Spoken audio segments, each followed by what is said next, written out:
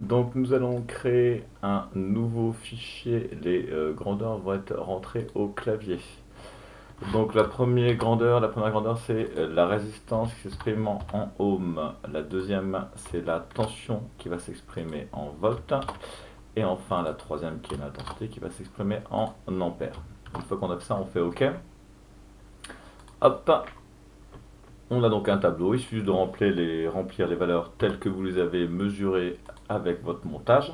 Donc on avait 129,3 mA. Donc pour faire milliampères, on fait E moins 3 et on valide par entrée. L'intensité c'est 12,24 mA, donc E moins 3, on valide. Deuxième valeur de ohm, on a 308 millivolts, donc E moins 3, et une intensité de 91,4 exposant moins 3, on fait valider. Donc là j'ai rempli toutes les valeurs. J'ai bien donc tous mes coupes de valeurs U, I en fonction de R. Et maintenant je voudrais faire la caractéristique courant tension, donc I en fonction de U. Donc je vais dans graphe, hein, et là il me propose U en fonction de I. Donc je vais dans coordonnées. Mon abscisse ça va être U et mon intensité ça va être I. Donc je représente par des lignes. B-spin c'est parce que c'est plus beau, parce que si je fais segment ça me fait ça. Et si je fais B-spin, ça me fait ça. C'est quand même un petit peu plus joli. Donc là, du coup, on a nos grandeurs.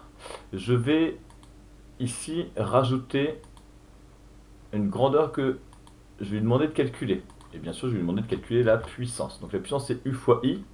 Donc moi, comme j'ai bien noté mes grandeurs, tension U et intensité I, c'est nickel. Si j'avais appelé, au lieu de mettre U, si j'avais appelé, je sais pas, V, il aurait fallu que je mette V ici. Ou si j'avais appelé alpha, il aurait fallu que je mette alpha ici. D'accord? Il faut que ce soit en fait les grandeurs qui sont nommées ici. Donc du coup, comme U est en volts, I est en ampères, on a bien une puissance qui est en watts. Je fais OK. Et du coup, tout de suite, je vois apparaître la grandeur qui est la puissance. Je retourne dans mon graphe. Puisque je voulais représenter, j'ai bien la caractéristique intensité-tension, mais je veux aussi pouvoir visualiser la puissance en fonction de la tension. Donc je vais aller dans coordonnées et je vais rajouter une courbe. Et donc l'abscisse va toujours être la tension, mais l'ordonnée va être la puissance, puisque c'est la puissance en fonction de la tension. Et je vais changer, je vais mettre ici B-spin et je vais mettre OK. Donc là, j'obtiens mes deux courbes. Ils ont la particularité d'avoir en fait une échelle, les deux échelles en fait sont sur la gauche. Mais ça pose un souci puisque les grandeurs ici de P en fonction de U, j'ai pas une belle amplitude de courbe. Donc du coup, je retourne dans coordonnées et pour P en fonction de U, je vais mettre l'échelle non pas à gauche mais à droite. Comme ça, elle aura sa propre échelle. Et regardez un peu la différence. C'est beaucoup plus joli. Voilà.